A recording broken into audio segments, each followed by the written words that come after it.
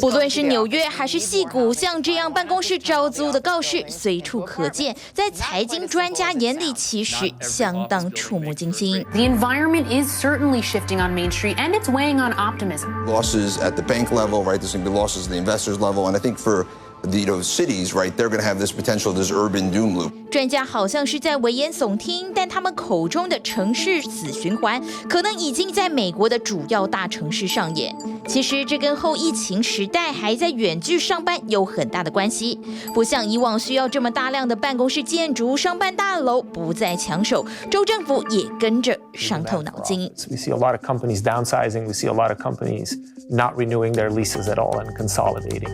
And with this demand decline for office comes declines in the revenues for the owners of those offices and value declines in these offices. Declines in property values reduce property tax revenues for the city.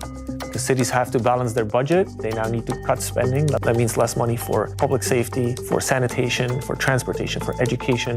Makes the city a less attractive place to live. People migrate out. 美国很多州都大量仰赖地产税，像是拿纽约来说，地产税就占了40%以上，商用房产税更是占了1%。所以只要这些办公室大楼的房价大跌40%，纽约的税收就等于少了4%，一年1000亿预算就少了40亿，要想办法弥补。不只是办公大楼租不出去，让这些州政府很心痛，远距上班间接推升人口流失，税收缺口也越来越大。Rich people pay a disproportionate share of income taxes. In New York, for example, a few thousand taxpayers are paying half of all taxes. Migration has become easier because you can leave the city without leaving your job. So if a few rich people or families leave, that could leave a large hole in the budget. The technology sector has been more permissive to remote work, and so those cities tend to be affected the most. Think of places like San Francisco, Seattle, West Coast cities sort of more generally. 不止冲击到政府税收，对金融产业也造成庞大的冲击。10 years later, when my loan comes due, I need to refinance that loan. Now, normally that's not a problem because normally the value of my office will have gone up in these past 10 years. But what if it hasn't? What if the value of my office has in fact gone down?